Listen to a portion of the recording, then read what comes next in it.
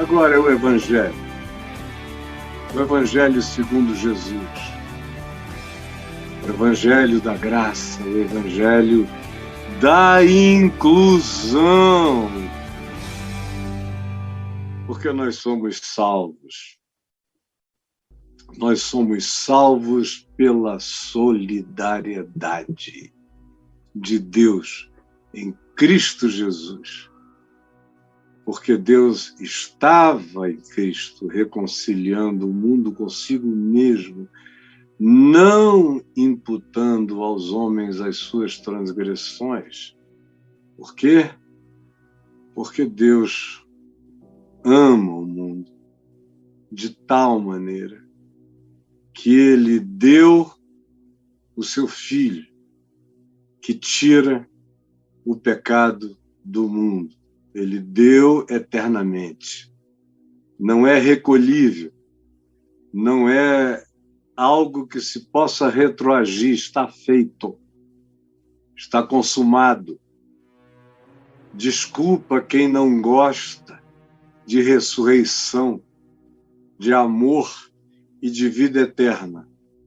Se você não gosta, eu tenho uma má notícia para você. Tudo isso é esmagavelmente poderoso e vitorioso e ninguém se poderá opor ao Rei dos Reis, ao Senhor dos Senhores. Não duvide, não. Olha só, gente boa, hoje eu quero falar aqui na carta de Paulo aos Romanos, no capítulo 10, do verso 16 ao verso 21, de 16 a 21.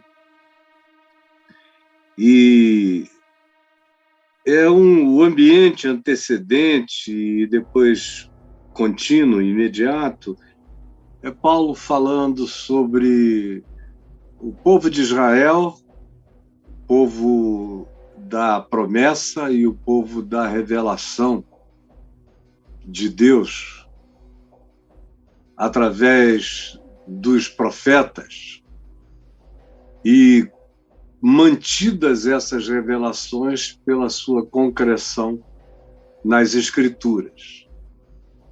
E isso é singular, isso é ímpar. É uma relação de um povo que assume que será conduzido por mandamentos de amor, justiça, verdade, sinceridade, gratidão, pureza de coração e consciência de que tudo que existe é no único Deus. E esse povo disse: é isso que queremos. Quando saiu do Egito com Moisés na sombra do Monte Sinai, incandescente de uma revelação estrondosa que estremecia o deserto e trazia o ribumbar dos trovões e dos raios e dos pavores fenomenológicos e de luzes estranhas e trevas que envolveram a ambiência toda, a ponto de o povo de Israel dizer: fale conosco Moisés, mas não nos fale Deus, porque é insuportável. Então, é Paulo falando sobre esse povo que tinha um chamado anterior a isso, nas figuras descritas nas genealogias do livro de Gênesis e de outros livros do Pentateuco, da Torá judaica, e em outras genealogias, como, por exemplo, nas de Jesus, onde você pode ir vendo a sequência de como essa revelação, de maneira oral, foi sendo transmitida até que eles começaram a escrevê-lo. Começaram a escrever tabletes, depois coisas maiores, até que, pela tradição oral, eles começaram a escrever já uma escritura mais sofisticada, onde essas informações eram mantidas. E Paulo está falando disso, e de como esse povo que teve esse privilégio especialíssimo,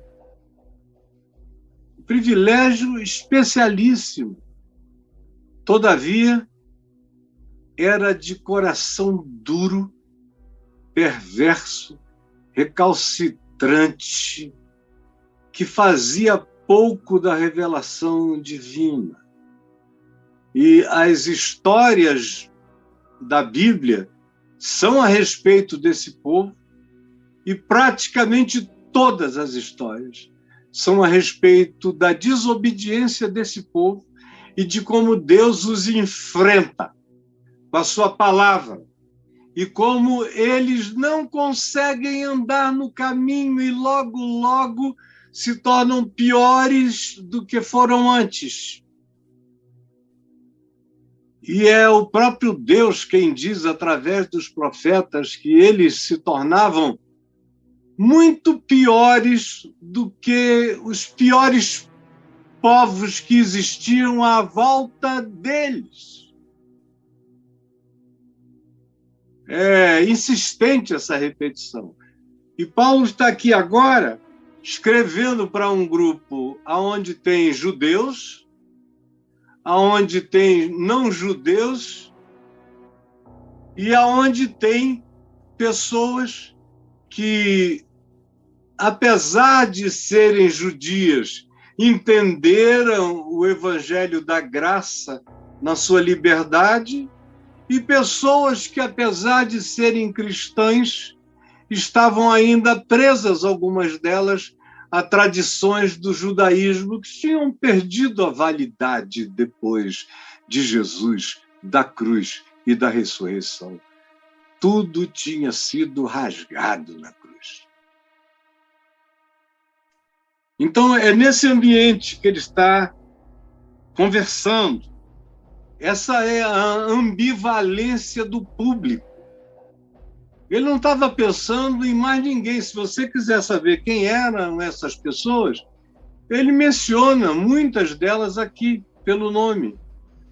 No capítulo 16, fala o nome de muitas delas, e você fica sabendo até a classe social. Alguns eram escravos, outros tinham sido. Uns eram muito ricos, outros eram apenas escravos libertos. Alguns tinham nome de judeus, outros tinham nome de romanos, outros tinham nome de africanos, outros tinham nome de celtas. Tinham nome de povos diferentes do mundo e nomes de judeus também. Dá para a gente ver o panteão fraterno daquela comunidade imediata, daquele coração, daquele ambiente de liderança múltipla, tanto em etnia como em qualquer outra perspectiva que você quisesse. Então, não esqueça desse ambiente, para esse pessoal que Paulo está falando.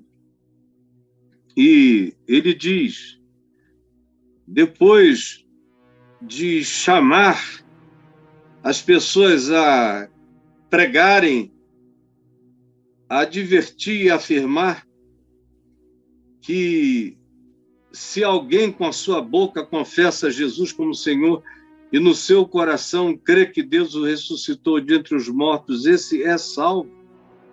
Porque com o coração se crê para a justiça e com a boca se confessa a respeito da salvação. Aí ele levanta objeções.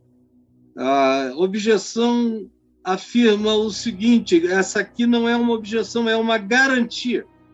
Porquanto a Escritura diz: todo aquele que nele crê não será confundido.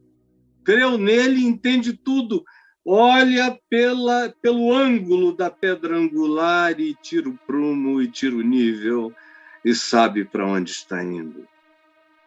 Isso é indiscriminadamente, ele diz, não há distinção entre judeu e grego, nem entre ricos, pobres, nem ninguém. Todo aquele que invocar o nome do Senhor será salvo. Aí ele levanta uma questão. Mas como, porém, invocarão aquele em quem não creram? Se ele acabou de dizer que todo aquele que crê é salvo, como invocarão se não houver alguém que pregue? E como eles crerão se não houver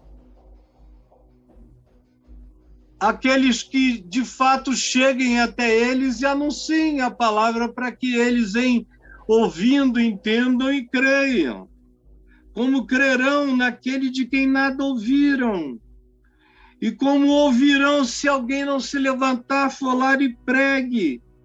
Seria a questão óbvia que fariam as pessoas que tivessem lido o que ele escreveu no contexto antecedente. E ainda, como pregarão se não foram enviados, já que aquele que é salvo é aquele que crê, e aquele que crê é porque ouviu a pregação? Então, as questões que daí decorrem são, obviamente, essas. Como eles pregarão se alguém não sustentá-los, para eles pregarem, para eles irem? Nem todo mundo pode ir para outros lugares. Todo mundo pode testemunhar e viver onde vive. Mas é para alcançar a todas as nações da terra. Por isso, muitos têm que ser enviados, ou em dias como os nossos, não só enviados, mas a palavra tem que ser levada.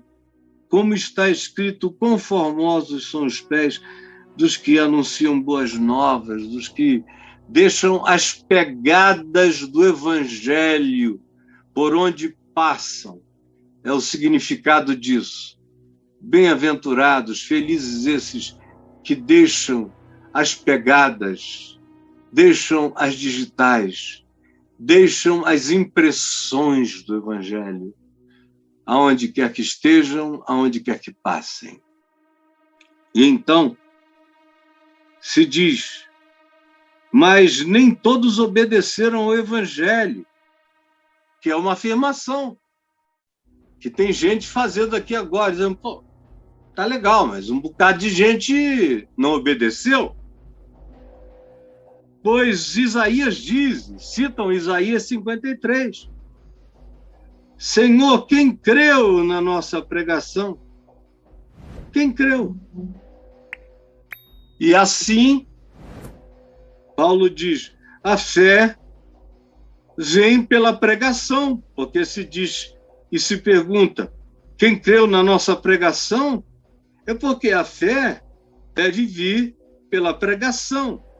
E a pregação é a palavra de Cristo, é o evangelho de Cristo.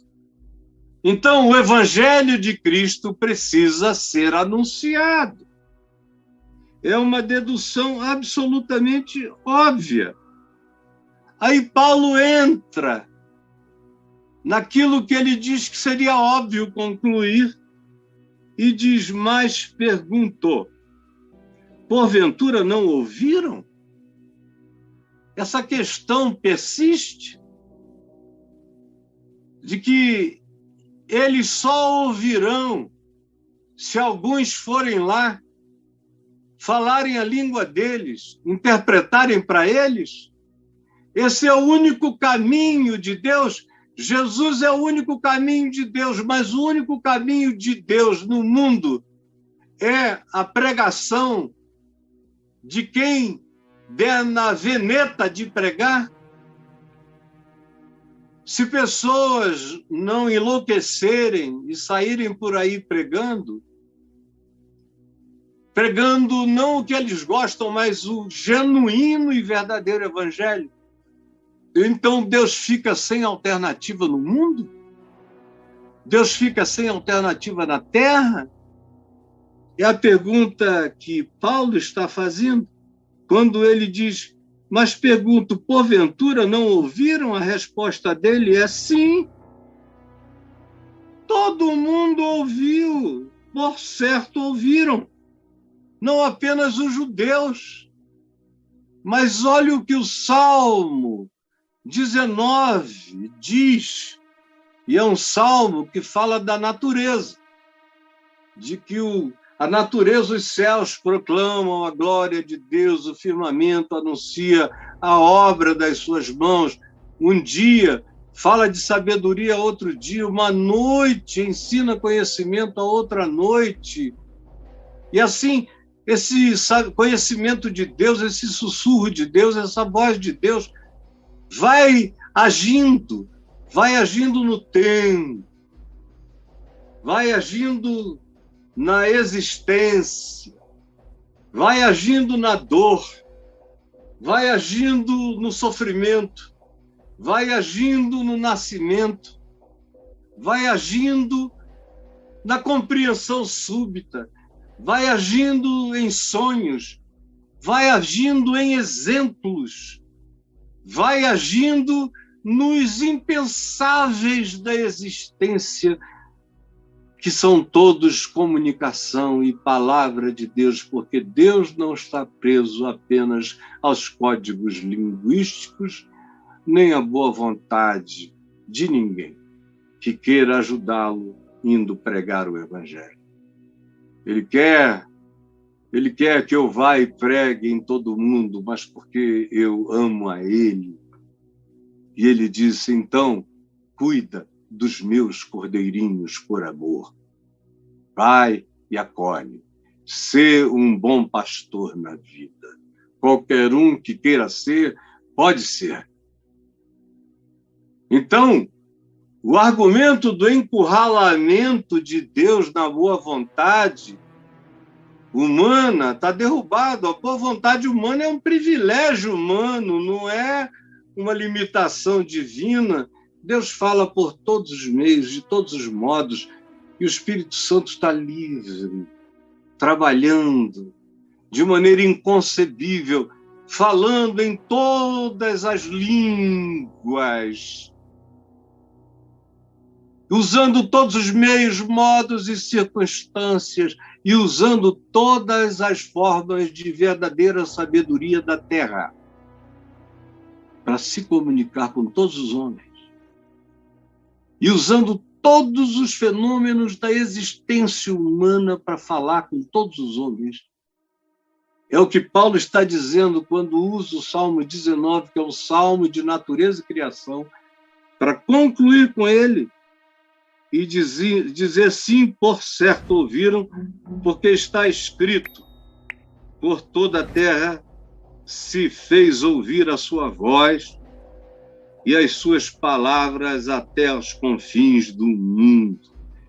Ele fala, ele fala. Pergunto eu, Paulo diz, mais ainda, sabendo disso, porventura não terá chegado isso ao conhecimento de Israel? Se o mundo inteiro sabe, Israel que recebeu a revelação diz que não soube? Não tem desculpa. O profeta Malaquias diz no capítulo 1, Deus falando a Israel que em todas as nações da terra e em todas as línguas e em todos os lugares havia pessoas adorando o nome dele em todas as ilhas dos povos. Gente que não sabia o nome dele, mas sabia como Deus é no coração. Então Paulo diz, é claro que ouviram, e quanto a Israel, porventura não terá isso chegado ao conhecimento de Israel, como se já Moisés dissera. Aí ele cita o Deuteronômio e diz, já Moisés dissera. E olha só, eu vos porei em ciúmes com um povo que não é nação. É um povo. A gente não pode discernir esse povo e sintetizar esse povo numa etnia. Eles não são nação, eles são gente. Gente. Não são uma nação. Esse tempo de Deus e uma nação passou. É Deus e o mundo todo.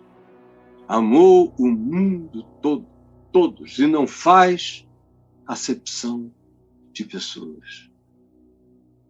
Já Moisés dissera: eu vos porei em ciúmes com um povo que não é nação, com gente insensata, gente sem lei, gente sem palavra, gente sem revelação, gente sem história, gente sem nenhum pedigree. Eu vos provocarei a ira. Vocês se sentirão antagonizados por gente que vocês desprezam.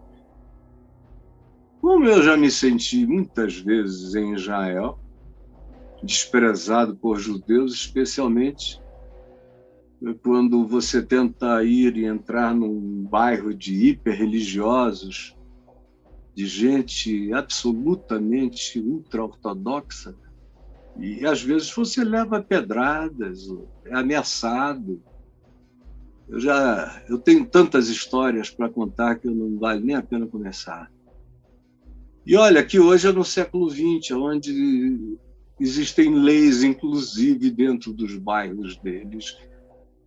Eles não estão livres para praticarem todo o seu preconceito, embora agora eles tenham tirado Netanyahu, que era direita, extrema-direita, e colocaram um cara que é extremíssima direita.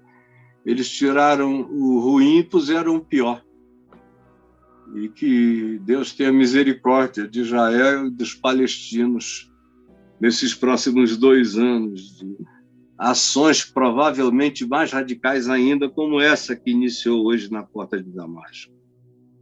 Então, Moisés disse: vocês vão ficar com raiva, porque vai ter gente na terra inteira dizendo que conhece a Deus, e vocês não lavraram a Escritura, não deram o aceite a eles.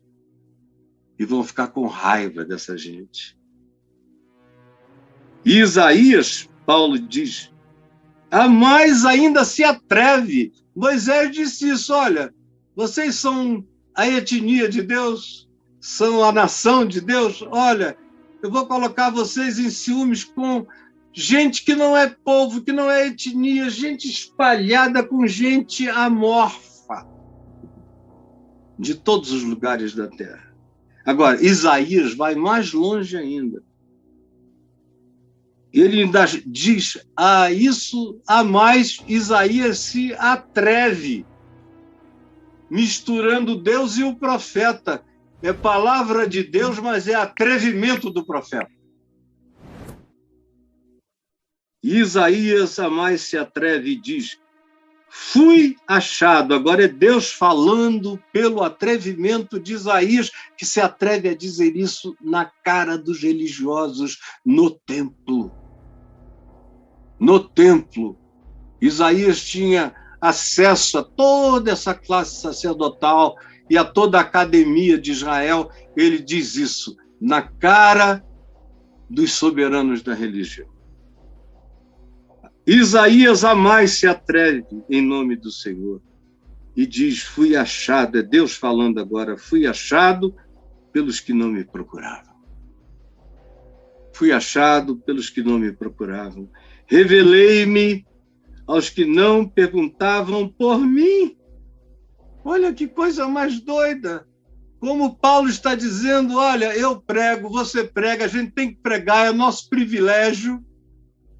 Quem tem o privilégio de ouvir o evangelho vai viver bem, vai viver com segurança, vai ter consciência de salvação. É um privilégio receber esse mandamento, viver essa graça, exercer essa escolha e esse modo de existir. Eu me considero o homem mais feliz do mundo por estar pregando o evangelho e só fazendo isso da minha vida. anunciar o Evangelho desde a minha mais tenra juventude, com a adulteza de um homem sóbrio, na presença de Deus, com a certeza do que era a palavra de Jesus, exercendo o privilégio de rodar o mundo inteiro pregando essa palavra e o meu país todo anunciando essa palavra. Na minha língua, em outras línguas, nessa nação e em muitas outras, mas sem nunca me esquecer que a soberania não era minha. Não é porque eu estava indo que Deus iria fazer alguma coisa, porque Deus é livre. Aliás, a minha tese de ordenação versava, entre outras coisas, sobre Romanos 10 também. Exatamente isso aqui, eu já cria nisso. Desde os meus 19, 20, eu escrevi minha tese com 21 anos de idade e eu cria nisso. Que é um privilégio ir pregar, mas Deus não está sem lugar de fala. Lugar de fala não sou eu quem dá a Deus. É Deus quem me dá o privilégio de anunciar a sua palavra, não sou eu que dou um lugar de fala a Deus. Mas os cristãos acham que são eles que dão um lugar de fala a Deus. E é por isso que quando falam, não há Deus. É Deus quem me dá um lugar de fala. Eu nunca busquei um lugar de fala. Eu tenho o lugar de fala que Deus quiser me dar. Como quer que Ele queira que seja. E eu não me afligi em tempo algum, viverei na alegria dessa proclamação diária, nesse privilégio e com essa consciência de que o Evangelho vai para além da voz de qualquer homem, vai para além da voz de anjos, vai para além de qualquer pretensão mensageira, porque Deus mesmo fala de si ao coração humano. E aí se conclui dizendo, quanto a Isaías, porém, diz, todo dia estendi as minhas mãos a um povo rebelde e contradizente, que é esse povo que acha que sabe a palavra. Agora, olha, só para concluir, o Braulio está aí sem entender nada. O tema do que eu quis falar hoje é esse que o Braulio vai colocar aí agora. Quem diz que busca, não quer achar. Quem diz que não busca, tropeça no achado. Repita comigo. Você pode? Se você puder repetir comigo, bote corações ao alto. Quem diz que busca, não quer achar. Quem diz que não busca, tropeça no achado. É claro que qualquer parte desse enunciado tem relativizações. Em geral, quem diz que busca, nem sempre quer achar. Em geral, quem diz que não busca, frequentemente tropeça no achado. Mas o nosso GC não tem espaço para escrever tanto. Então eu tenho que piorar o que eu queria dizer, absolutizando aquilo que sempre precisa ser relativo. Porque na existência, absoluto é só aquele que não existe, que é Deus, o Deus que é. Quem diz que busca, nem sempre quer achar, como são os crentes. Diz que busca, louva para lá, louva para cá, faz, acontece, planta bananeira. E quem diz que não busca, que não quer nada, frequentemente é o cara que você vê voltando, quebrantado, pedindo ajuda.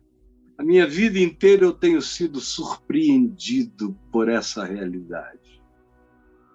Quem diz que busca não me impressiona. Quem diz que não quer nada também não me impressiona.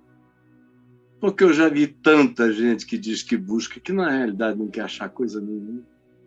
E já vi tanta gente que diz que não busca tropeçar, cair de cara na bagaça do amor de Deus. Bah! Sai todo lavado no sangue do Cordeiro, sem saber por quê. Esse é o tema do que eu quis dizer enquanto eu lia o que eu li. Agora vem a primeira realidade que eu quero que você guarde. Guarde aí, tudo baseado no que eu já li. Primeiro, existem os que sabem, mas não creem. Como dizem os versos 16 e 17. É o pessoal que sabe, mas não acreditou. Era um pessoal que podia obedecer à palavra, mas decidiu endurecer.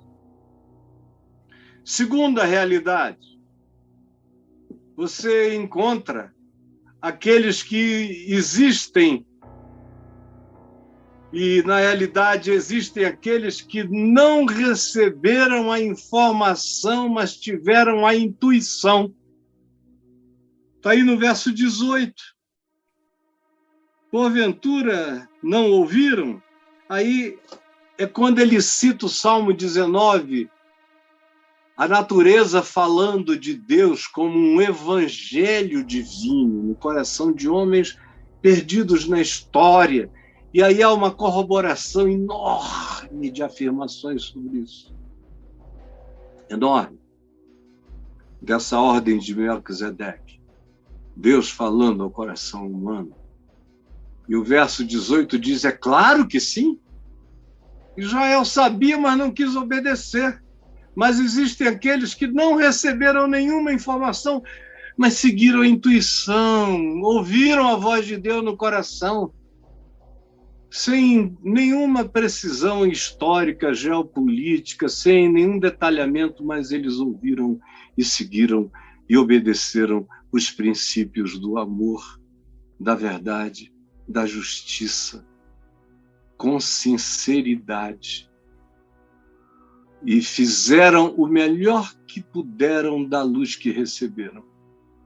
Porque ninguém é julgado pelo que não teve. Todos seremos julgados pelo que recebemos. Por isso, ninguém será julgado pela luz que nunca teve. Mas todos seremos julgados por tudo que soubemos, discernimos e não quisemos praticar. Aí vem uma terceira realidade que eu quero que você guarde. Existem os que sabem, não obedecem, mas ficam com raiva daqueles que, não tendo pedigree nem validação religiosa, são aqueles que começam a amar a Deus como os grandes vira-latas da civilização, que vão fuçando a misericórdia de Deus. Não buscavam, mas tropeçaram. Tropeçaram na revelação, como Jesus diz. O cara tropeçou no tesouro no campo. O outro achou uma pérola de grande valor. Toda hora tem gente vivendo essa experiência, mas tem também aqueles que ficam com raiva. É gente que se ira como o filho mais velho do pai, ali do filho pródigo em Lucas 15, o irmão mais velho que fica irado, porque o pai perdoou o irmão e o irmão buscou perdão e se reconciliaram em amor. Assim como Jesus estava reconciliando meretrizes, pecadores, publicanos, no amor do Pai, e os religiosos, irmãos mais velhos da religião, ficavam irados com ódio. Assim também, hoje, aqui entre nós, tem uma quantidade enorme de pessoas com ódio, de que pessoas que eles jogaram no inferno, todavia estão encontrando a graça de Deus, o amor, o perdão. Pessoas que eles amaldiçoaram mas estão recebendo luz, discernimento, compreensão. Pessoas que eles disseram que eram abominação para Deus, mas estão recebendo graça e revelação de Deus. E eles ficam com ódio e eles se iram. Se eles pudessem, eles matariam.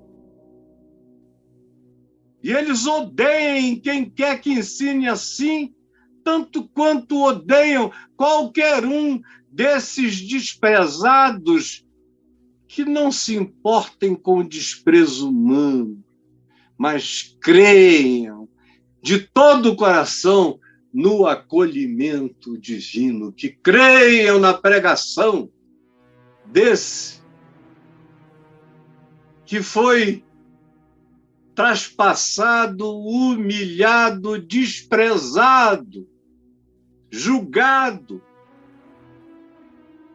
cuja genealogia, cuja origem ninguém conhecia, ninguém sabia a quem ele estava vinculado, o odiavam, o trataram como um oprimido, como um inimigo de Deus, o desprezaram com todos os desprezos e na forma mais abominável, eles o mataram com a morte desprezível que os romanos davam aos piores criminosos. Ele sofreu o vitupério, a ignomínia, o sofrimento. Quem creu nisso em Israel? Ninguém. Mas os vira-latas do outro lado da terra, 2000 anos depois, um cão amazonense, um vira-lata do Amazonas, creu. E não quis mais outra realidade que não essa. Soube de muita coisa, mas nunca achou nada mais sublime do que aquilo no que ele tropeçou. A quarta realidade. Veja, existem aqueles que não querem Deus, mas Deus quer eles. Esse é que é o problema, e eu não estou aqui para discutir teologia. Eu não estou nem aí para o que Deus pensa, porque eu não tenho como pensar os pensamentos de Deus. Eu apenas trato o mundo como eu vejo Deus em Cristo tratar a humanidade. Não julgo ninguém, tento julgar a mim mesmo na graça e no perdão de Deus e vivo pacificado, mas não julgo ninguém. Todavia, não é preciso teologia, basta ler Paulo, ou ler a Escritura, ou ver a vida, que você sabe que existem aqueles que não querem Deus mesmo, mas Deus quer eles. Como é o caso de Paulo, que dizia, e eu não tenho tempo aqui para explicar a psicologia dessa negação, mas ele dizia que não queria. Ele só não sabia que Deus queria ele. Eu te escolhi, eu te chamei. Eu vivo falando em predestinação? Jamais. Eu acho essa uma conversa praticamente tosca quando a gente sabe quem é Deus. Ou vivo eu falando em liberdade humana diante de Deus, se eu conheço o mínimo da psicologia humana para saber que o melhor da minha autodeterminação ainda está todo eivado, mesclado e pulsionado por energias desconhecidas do meu inconsciente? Eu sou condicionado por uma quantidade imensa, por milhares de condicionamentos exteriores, explícitos, implícitos, subreptícios e de todos os modos. Eu sou livre para exercer a liberdade da minha ignorância. Eu vou discutir isso com quem? Só Deus sabe o que é ser livre.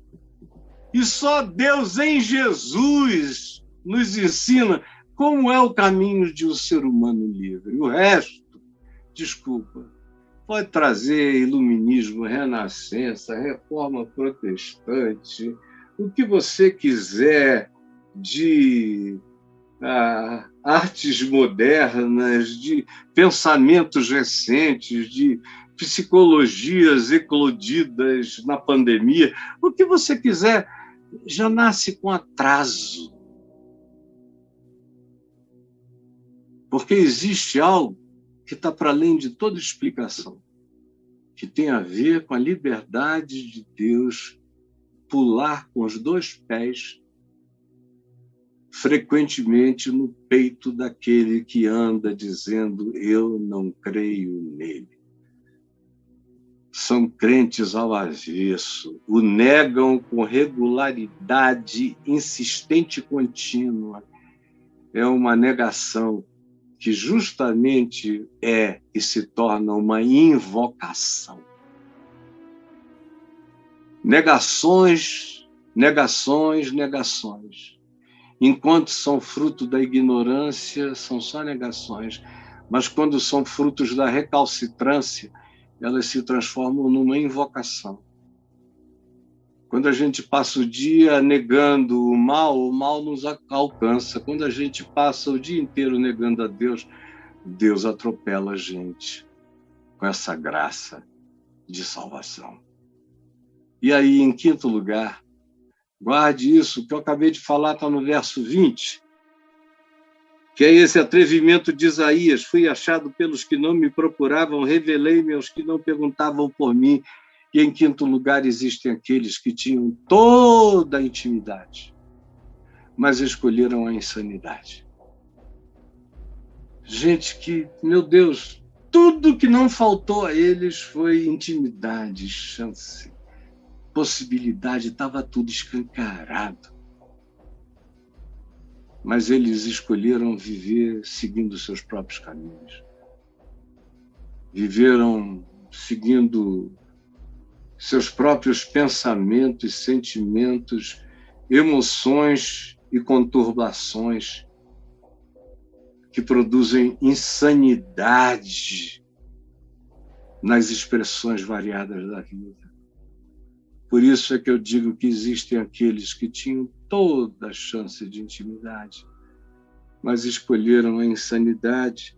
Quanto a Israel, porém, diz Isaías, diz Deus através de Isaías: todo dia estendi as mãos, todo dia, olha aqui, todo dia, estendi as mãos a um povo rebelde e contradizente. Quando você junta rebelião com um espírito de contradição, você já botou a pessoa no carnegão da insanidade. Um ente com obrigação de rebelião e com dogmas de contradição, que são aquelas pessoas que são do contra,